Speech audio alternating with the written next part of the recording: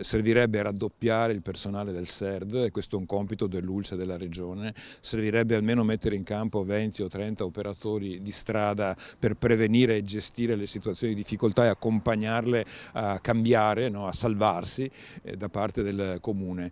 E questo finora non lo si fa, anzi si fa il contrario, e questo aggrava la condizione di centinaia, migliaia di persone, delle loro famiglie e dell'impatto che hanno sull'intera comunità.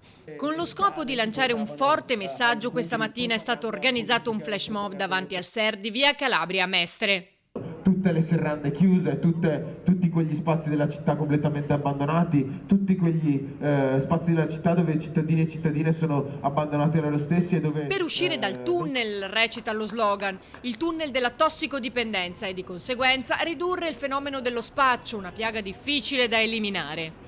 Il problema è che bisognerebbe azzerare gli slogan vuoti, quindi quelli della repressione, dei passaggi delle volanti, dei vigili che inseguono, e cercare molto pragmaticamente di risolvere il problema. Fino adesso non si è riusciti in nessun modo, anzi vediamo che il fenomeno continua, forse si sposta 10 metri prima, 10 metri dopo, con qualche telecamera, con qualche presidio fisso delle forze dell'ordine, ma di fatto non si risolve.